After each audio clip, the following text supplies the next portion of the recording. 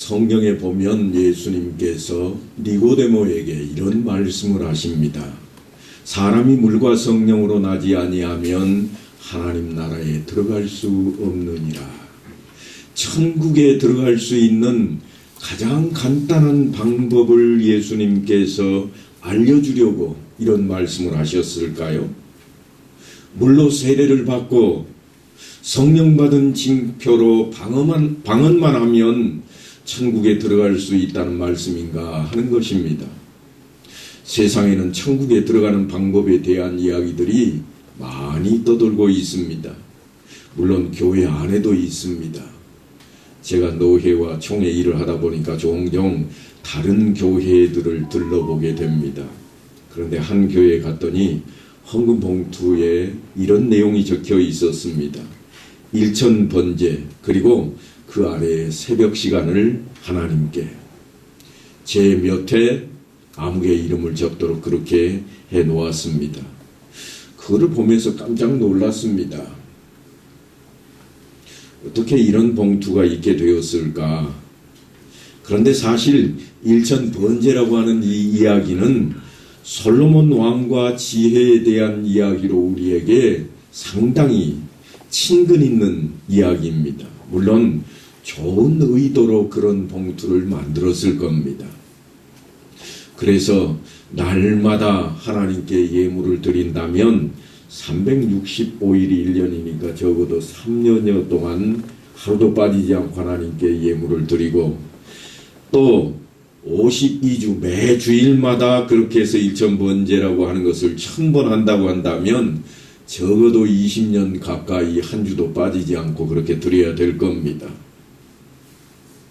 그런데 성경에 보면 이렇게 말씀이 기록되어 있습니다. 여호와 앞 곧 회막 앞에 있는 놋제단에 솔로몬이 이르러 그 위에 1000마리 희생으로 번제를 드렸더라.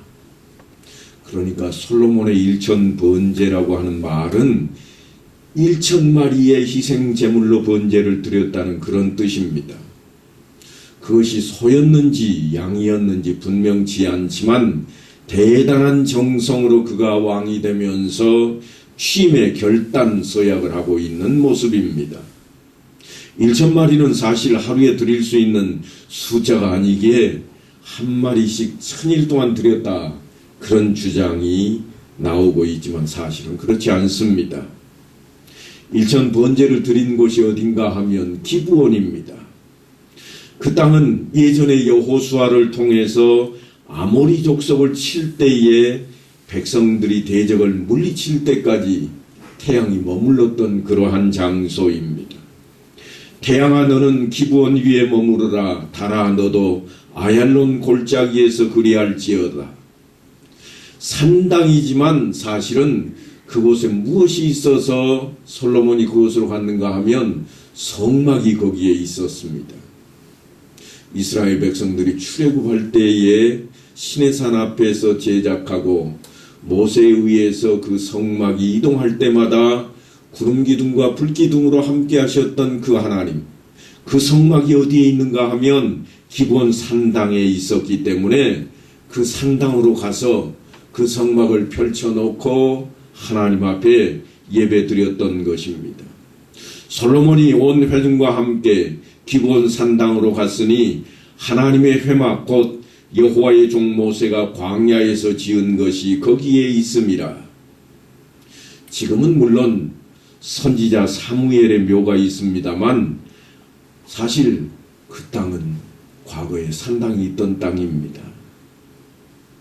왕궁이 있는 예루살렘에서 그 기브온 땅까지 얼마 정도 거리인가 하면 약 7km 정도 되는 거리입니다.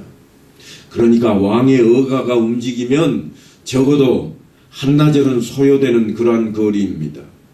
아니 하루를 다 쓸 수도 있을 것입니다.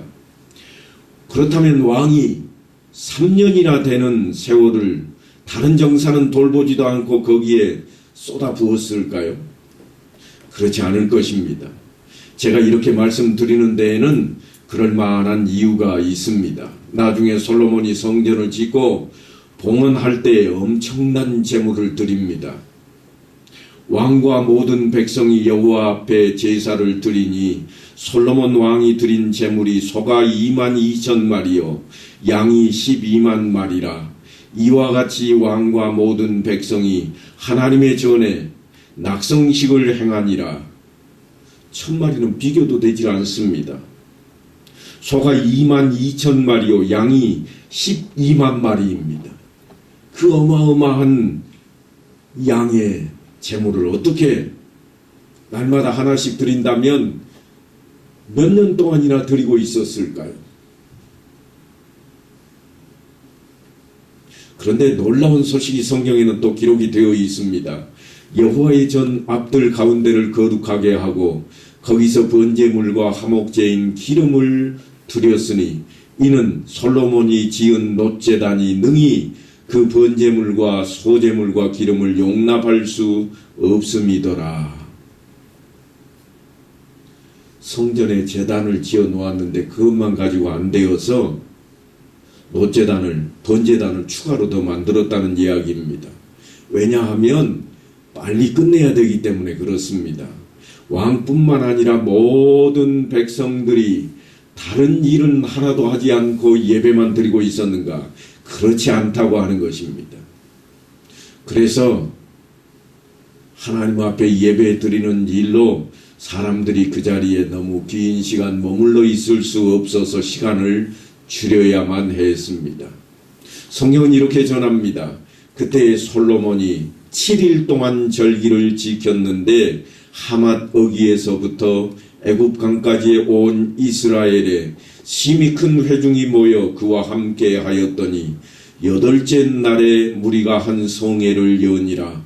제단의 낙성식을 7일 동안 행한 후에 이 절기를 7일 동안 지키니라. 그러니까 7일 안에 그 많은 제물을 다 하나님 앞에 예물로 드렸다는 겁니다. 속죄제로 드렸다면 그 모든 것을 다 태워서 드렸을 것인데 아마도 화목제가 끼었다면 백성들과 함께 나누어 먹기도 했을 것입니다. 이 많은 제물들이 쓰인 제사에 대한 이야기가 오늘 성경 말씀을 전하는 내용 가운데 포함이 되어 있습니다. 그러니까 일천 번제는 첫날의 날짜 개념이 아니라 또한 시간의 개념이 아니라 헌신의 개념입니다.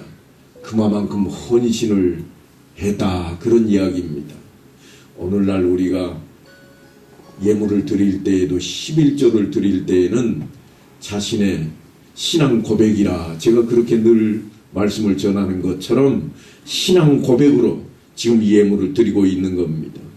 재물의 양으로 따진다면야 사실은 그보다 먼저 다윗 왕이 솔로몬을 왕으로 세우고 제사를 드렸을 때에 더 많은 양이었습니다. 그러니까 솔로몬 왕이 될 때보다 이전에도 더 많은 양의 제물이 있었고 이후에도 엄청난 양의 제물이 드려지는 모습을 우리가 대할 수 있습니다. 여호와께 제사를 드리고 또 여호와께 번제를 드리니 수송아지가 1000마리요 순양이 1000마리요 어린 양이 1000마리요 또 그 전제라 온 이스라엘을 위하여 풍성한 제물을 드리고 이날에 무리가 크게 기뻐하여 여호와 앞에서 먹으며 마셨더라. 그러니까 다윗이 드렸던 이 예물은 수송아지가 1000마리, 순양이 1000마리, 어린 양이 1000마리인 이 많은 예물들을 어떻게 했다고 기록하고 있는가 하면 하나님께 태워서 화제로 드리기도 했지만 백성들도 함께 나누어 먹었다는 표현을 쓰고 있습니다. 그러니까 화목제물로 사용되었다고 하는 것입니다. 다윗 왕은 이렇게 제사를 드리며 잔치를 베푸는 이유가 뭔가 하면 무리가 다윗의 아들 솔로몬을 다시 왕으로 삼아 기름을 부어 여호와께 돌려 주권자가 되게 하고 사독에게도 기름을 부어 제사장이 되게 하니라. 그래서 하나님께 많은 양의 예물을 드렸다고 표현하고 있습니다. 그러니까 일천번제라고 하는 것은 제물의 숫자나 제물을 드리는 그 시간의 개념이 아니라 오히려 헌신하고 마음을 다하는 그러한 표현으로 드려진 예물입니다. 그렇지 않고 첫날 동안 드리는 것이라고 한다면 불교에서 말하는 정성을 다해 바치는 천일 기도와 다를 바가 없을 것입니다. 그래서 모세가 하나님의 명령을 전하고 있습니다. 너는 스스로 삼가 내 앞에서 멸망한 그들의 자취를 밟아 올무에 걸리지 말라. 세상 사람들이 하는 것처럼 그렇게 따르지 말라. 그런 이야기입니다. 어떤 분이 저에게 그러시더라고요. 목사님, 제가 1000번제를 드리고 있는데 이번 주에 하루를 빼먹었으면 처음부터 다시 시작을 해야 됩니까? 아니면 그냥 이어서 해도 됩니까? 그 말은 벌써 1000번제 올무에 그 사람은 걸려들었다는 겁니다. 다분히 우리에게도 해당되는 말씀이 모세를 통해서 당대에 들려지고 있습니다.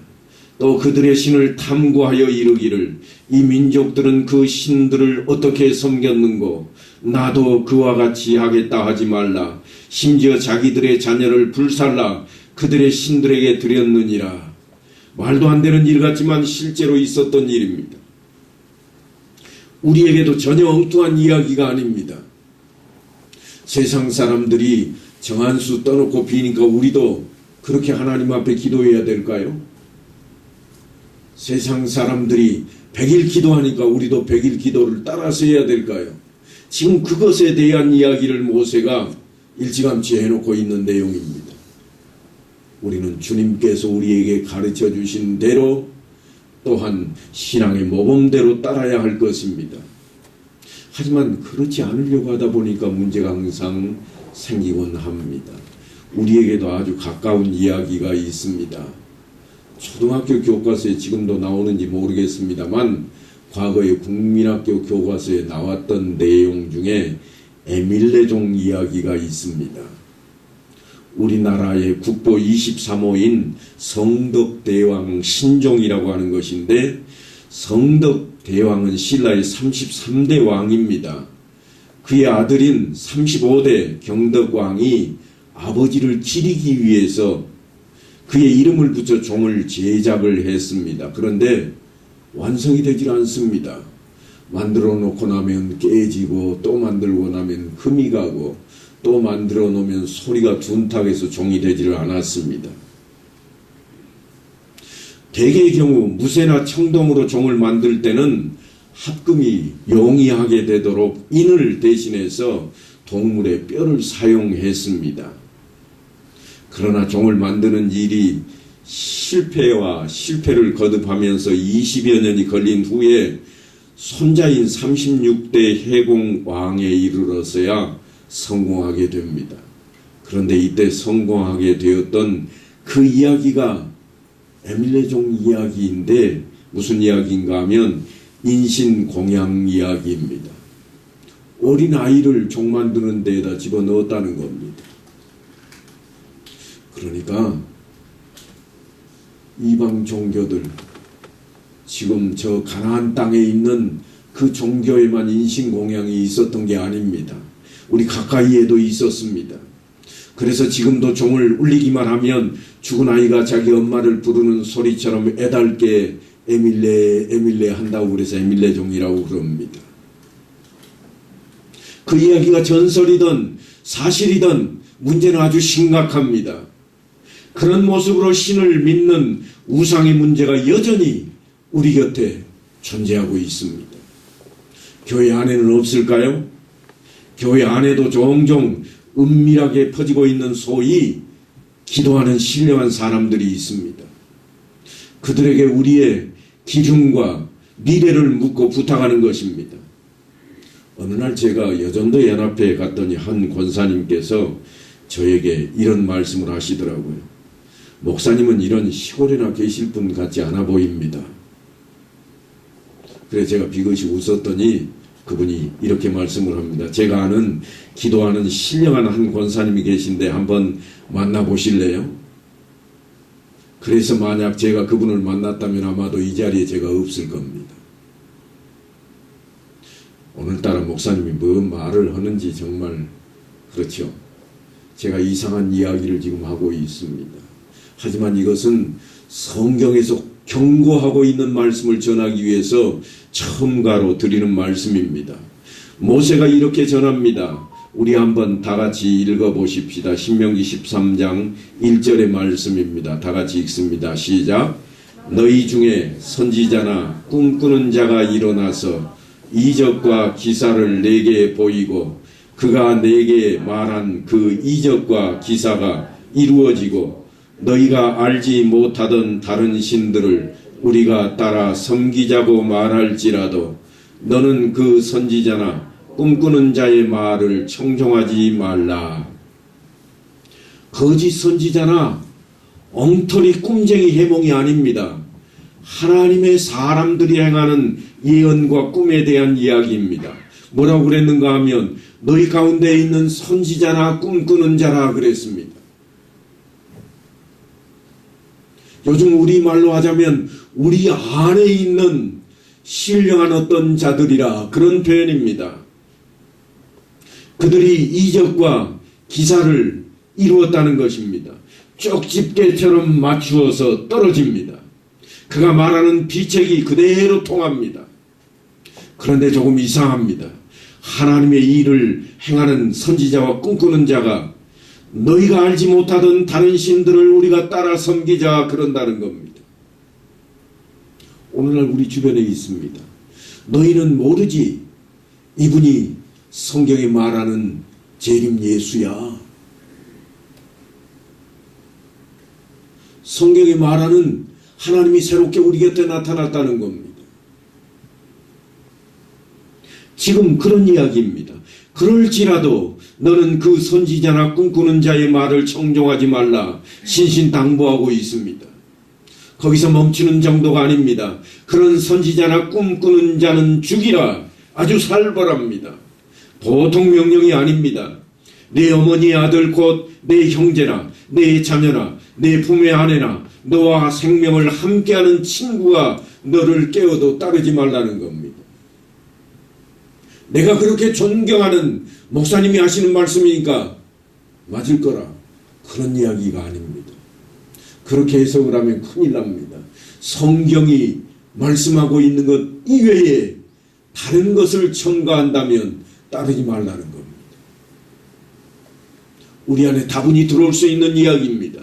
너와 내 조상들이 알지 못하던 다른 신들, 곧 내 사방에 둘러싸고 있는 민족, 혹 내게서 가깝든지 내게서 멀든지 땅 이 끝에서 저 끝까지에 있는 민족의 신들을 우리가 가서 섬기자 할지라도 너는 그를 따르지 말며 듣지 말며 긍휼히 여기지 말며 예석히 여기지 말며 덮어 숨기지 말고 너는 용서 없이 그를 죽이되 죽일 때에 내가 먼저 그에게 손을 대고 후에 뭇 백성이 손을 대라.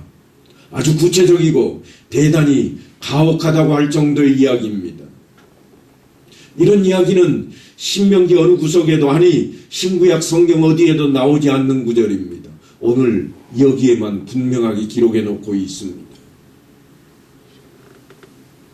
에이 그 정도 가지고 괜찮아.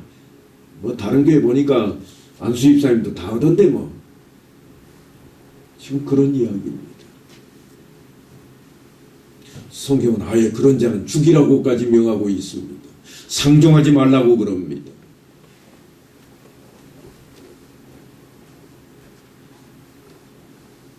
그만큼 이 내용에 대해서 하나님께서 심각하게 말씀하고 계십니다. 그러니까 우리도 당연히 심각하고 신중하게 받아들여야 할 내용입니다. 어느 날 한 청년이 갑자기 직장에서 해고를 당했습니다. 앞길이 막막해서 날마다 교회에 나와서 기도합니다. 하지만 아무리 기도해도 별 응답이 없습니다. 그래서 그 신령하다는 권사님을 찾아갔습니다. 기도를 부탁합니다. 그랬더니 젊은이 치킨집 하나 내시게 그랬다는 겁니다. 그래서 이리저리 빚을 내어서 가게를 하나 빌리고 장사를 시작했습니다. 그런데 좀처럼 매상이 오르지를 않습니다. 하지만 11조는 연초에 서원을 했던 터라 서원한 것은 반드시 지켜야 한다는 목사님 말씀이 생각나서 빚을 내서라도 꼬박꼬박 헌금을 했습니다. 새벽 기도도 해야 복을 받는다는 생각에 피곤하지만 열심히 나가서 기도했습니다. 그렇게 열심히 일을 하는데도 가게세는 고사하고 이자도 감당하기 어려웠습니다. 이야기는 소설 같지만 한 교회 한 집사님의 이야기입니다. 여러분, 우리가 짚고 넘어가야 할 것이 있습니다. 이 치킨집이 잘 되려면 실제로 11조와 새벽 기도에 몰두할 것이 아니라 오히려 다른 가게보다 훨씬 맛있는 치킨을 만들어내야 되고 거기에 연구해야 되고 가격도 낮추어서 시장에 내놓아야 할 것입니다. 그리고 무엇보다 빚을 내서 장사한다고 하는 그것이 문제일 수 있습니다. 작은 일부터 시작해서 열심히 해야 된다고 성경은 우리에게 교훈합니다. 그리고 11조 서원 이야기가 나왔으니 한 말씀을 좀 드려야 되겠습니다. 야곱이 서원하여 이르되 하나님이 나와 함께 계셔서 내가 가는 이 길에서 나를 지키시고 먹을 떡과 입을 옷을 주시어 내가 평안히 아버지 집으로 돌아가게 하시오면 여호와께서 나의 하나님이 되실 것이요 내가 기둥으로 세운 이 돌이 하나님의 집이 될 것이요 하나님께서 내게 주신 모든 것에서 10분의 1을 내가 반드시 하나님께 드리겠나이다. 야곱이 이렇게 기도를 했습니다. 끊임없이 이 구절을 통해서 11조 서원에 대한 설교 말씀을 들었던 기억들이 있을 것입니다. 그런데 이 구절을 잘 살펴보면 아시겠지만 11조라고 하는 것은 금액이 아니라 11조입니다. 야곱이 11조를 서원하고 있습니다. 그런데 왜 그달 벌이가 50만 원밖에 안 되는데 빚을 내서라도 연초에 100만 원을 했으니까 100만 원을 11조로 냅니까? 그렇게 하면 100만 원씩 11조로 하기만 하면 한 달 벌이가 1000만 원 될 것이라 그런 설교를 들었다는 기억 때문 아닐까요? 아마도 목사님은 그때의 말라기서를 인용했을 겁니다. 온전한 11조를 창고에 들여 나의 집에 양식이 있게 하고 그것으로 나를 시험하여 내가 하늘문을 열고 너희에게 복을 쌓을 곳이 없도록 붙지 아니하나 보라. 말라기서로 구약 성경의 끝을 맺습니다. 그래서 하나님을 한번 시험해 보자. 이달부터 내가 10만 원씩 하면 한 달 벌이 100만 원 되게 하실 것이요 100만 원씩 하면 1000만 원 되게 하시지 않을까? 그래서 11조를 그렇게 하는 분들이 생겨났다고 하는 것입니다. 그런데 실제로 그런 일이 벌어지는가? 우리는 한번 기억해야만 합니다. 하나님께서는 수도 없이 많은 선지자들을 이스라엘 땅에 보내셨습니다. 그리고 말씀을 전하며 바른 길로 인도하려고 애를 쓰셨습니다. 하지만 이스라엘 백성들은 자기들 소견대로 하나님을 섬겼고 복을 받는 데에만 여념이 없었습니다. 그래서 마음이 상할 대로 상하신 하나님께서 말라기 선지자를 통해 마지막으로 외치게 하고 있습니다. 그러니까 하나님의 마지막 절기의 말씀입니다. 드디어 하나님께서는 하늘 문을 닫아버리십니다. 그렇게 200여 년의 세월 동안 하나님께서는 침묵을 해버리십니다. 그런 하나님이십니다. 그런데 왜 하나님께서 나를 시험해보라 그러시는가 하면 너희가 말하기를 하나님을 섬기는 것이 헛되니 만군의 여호와 앞에서 그 명령을 지키며 슬프게 행하는 것이 무엇이 유익하리요? 지금 우리는 교만한 자가 복되다 하며 악을 행하는 자가 번성하며 하나님을 시험하는 자가 화를 면한다 하노라. 말라기가 그렇게 우리를 대신해서 변하고 있습니다. 그런 생각 들지 않습니까? 나는 예수 믿느라고 주일날 놀러도 못 가는데 놀러 잘 가는 저 사람 보니까 잘 살기만 하고 나는 정직하게 성경대로 살고자 애를 쓰고 있는데 저 사람 남 속여가지고 큰 부자가 되었다고 그러고 로또가 당첨돼가지고 몇 억을 하루아침에 벌어들이는 것을 보니까 하나님이 살아있긴 한가? 그런 생각이 들더라는 겁니다.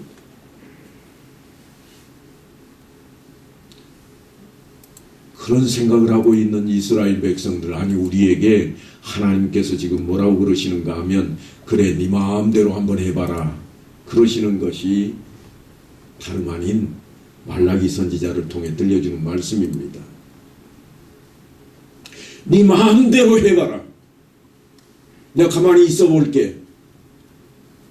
그리고 하나님께서는 200년 동안이나 정말로 가만히 계셨습니다.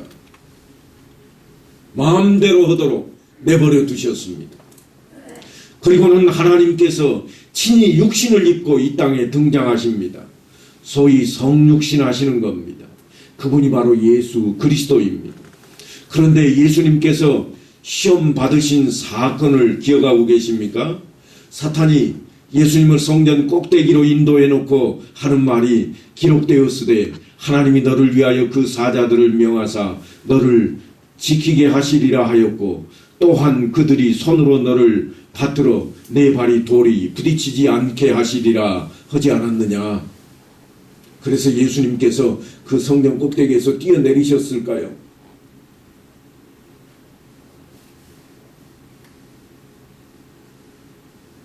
예수님께서 뭐라고 말씀을 하실까요? 만일 네가 하나님의 아들이거든 여기서 뛰어내리라, 그렇게 말하는 그 사탄 앞에 예수님께서는 주 너의 하나님을 시험하지 말라 그랬습니다. 시험하지 마라. 그런 일로 시험하지 마라. 시험하면 어떻게 될까요? 한번 시험해 보세요. 오늘 아파트 꼭대기에 올라가서, 아니 2층에 올라가서라도 한번 뛰어내려 보세요. 우리가 답을 알고 있습니다. 잘못 떨어지면 죽기도 하고 틀림없이 다칠 겁니다. 물론 말짱하게 괜찮은 사람도 있곤 합니다. 하지만 그것은 예수를 믿기 때문이 아니라 일반 사람들에게도 일어나는 기적입니다. 100만원 11조를 드림으로 하나님을 시험해 보라고 하는 그런 설교가 있었다면 여러분 잘못 들으신 겁니다. 그건 올무입니다. 아니 해보세요. 내가 100만원 드리면 1000만원 하나님 이번 달에 주시는가? 소위 미래를 알려준다는 기도하는 신령한 사람의 말이 수많은 교인들을 그 높은 꼭대기에서 뛰어내리게 만들고 있습니다. 아무리 믿음이 좋은 사람도 뛰어내리면 다칠 겁니다. 혹간에 다치지 않는 사람이 있었다고 해서 그것이 믿음대로 될지어다. 그래서 그 믿음 때문인가? 그렇지 않다는 겁니다. 예수님께서는 시험하지 말라고 그럽니다. 하나님을 시험하지 말라. 그러니까 너희가 알지 못하던 다른 신들을 우리가 따라 섬기자, 그런 말에 현혹되어서는 안 된다는 겁니다.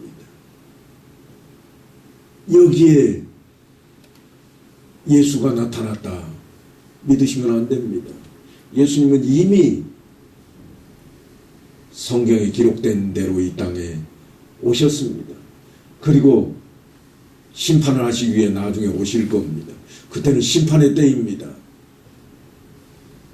그러니까 여기 예수가 나타나서 구원할 것이라, 이 사람 따르는 것이 우리가 살 길이라 믿어서는 안 됩니다. 성경대로 따라야 할 것입니다. 그 말에 현혹되어서는 결코 안 됩니다. 속지 말아야 됩니다. 어떤 교회 앞에 갔더니 이런 현수막이 걸려 있었습니다. 교회 마당만 밟아도 복입니다. 멋진 그런 표 아닙니까? 교회 마당만 밟아도 복이라. 좋은 의미에서 그렇게 썼을 것입니다. 그저 교회 마당을 밟게 되면 그가 어떻게 해서든지 예수를 믿게 될 것이요, 예수 믿는 게 복이라, 그런 차원일 겁니다. 하지만 여러분 속지 마십시오. 절대 속지 마시기 바랍니다. 교회 마당 밟아가지고 절대로 복되는 일이 아닙니다. 예수를 믿기 전에는 결코 복이 아닙니다. 복 받는 데만 몰두하는 사람들에게 하나님께서는 이렇게 경고하셨습니다.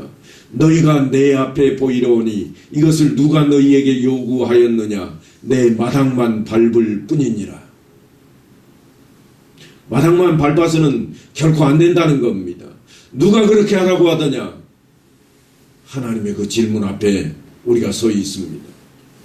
모세가 가혹할 정도로 백성들 앞에 신신당부했던 말씀이 뭔가 하면 이는 너희의 하나님 여호와께서 너희가 마음을 다하고 뜻을 다하여 너희의 하나님 여호와를 사랑하는 여부를 알려하사 너희를 시험하심이니라. 하나님께서는 틀림없이 우리를 사랑하는 사랑의 표현을 하셨습니다. 우리가 흔히 부부간에 혹은 사랑하는 청춘 남녀가 서로 만나면 질문하잖아요. 나 사랑해? 무슨 대답을 들어야 흡족할까요? 오직 사랑한다고 해야 됩니다. 그 사랑을 요구하고 있기 때문입니다. 세상에 두 번째도 세 번째도 아니 전국에서 10등 안으로 사랑해도 안 됩니다. 오직 나만을 사랑해야 됩니다. 예수님께서는 그 사랑을 우리에게 보이셨습니다. 얼마만큼 사랑하셨는가 하면 내 죄를 속하기 위해서 대속제물이 되어서 십자가에 못 박혀 죽기까지 하신 예수님이십니다. 그런 하나님입니다. 그 하나님의 사랑이 우리 앞에 드러났습니다. 그리고 하나님께서 이제 우리를 향해 질문하십니다. 네가 나를 사랑하느냐? 얼마만큼 사랑해야 된다는 겁니까? 너희가 마음을 다하고 뜻을 다하여 너희의 하나님 여호와를 사랑하는 여부를 알려하신다. 그 하나님 앞에 우리가 서 있습니다. 기독교의 본질은 결코 하나님께 잘 보여서 복을 많이 받는 그런 것이 아닙니다.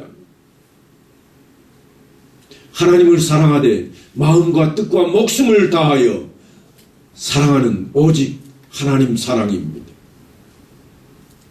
그 사랑이 하나님께서 우리에게 요구하시는 사랑입니다. 주님께서 먼저 나를 위하여 그 사랑을 주셨습니다. 그리고 나에게 그 사랑을 지금 요구하고 계십니다. 이번 한 주간 동안에도 네가 나를 사랑하느냐?